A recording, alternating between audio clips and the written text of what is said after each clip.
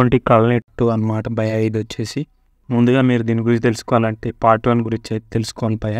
2015లో వచ్చిందనమాట. యూట్యూబ్లో కూడా ఉంది, తెలుగులో కూడా ఉంటుంది అనమాట. యాక్చువల్లీ డిమోంటి కాలనీ 2 వచ్చేసి తమిళంలో ఆగస్ట్ 15కి రిలీజ్ అయిందనమాట. తెలుగులో 1 వీక్ లేట్గా రిలీజ్ అయిందనమాట. థియేటర్లో దొరకక అప్పుడు. ఫస్ట్ పార్ట్లో ఏం జరిగిందనేది కూడా చూపిస్తారు భయ్య, కొంచెం అక్కడక్కడ అనమాట. ఇందులో మెయిన్ వచ్చేసి ప్రియ భవానీ శంకర్ ఉంటుంది అనమాట భయ్య. ఆమెకు సంబంధించి చుట్టూ స్టోరీ అయితే నడుస్తుంటుంది అనమాట సెకండ్ పార్ట్.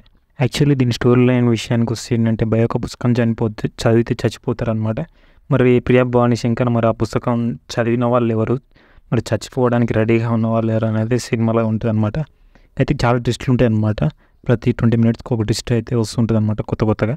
దీంట్లో మెయిన్ వచ్చేసి బలం ఏంటంటే భయ బ్యాక్గ్రౌండ్ మ్యూజిక్ అనమాట. నాకైతే లాస్ట్ 20 మినిట్స్ అయితే బాగా అనిపించింది, కానీ కొంచెం సెకండ్ హాఫ్ ఫస్ట్ హాఫ్లో కొంచెం లాగ్ అనిపించింది భయ, చాలా లాగ్ అనిపించింది. ఫస్ట్ పార్ట్ అంతా పెద్ద సూపర్ అనలేము, కానీ జస్ట్ ఓకే మూవీ అనమాట భయ్య.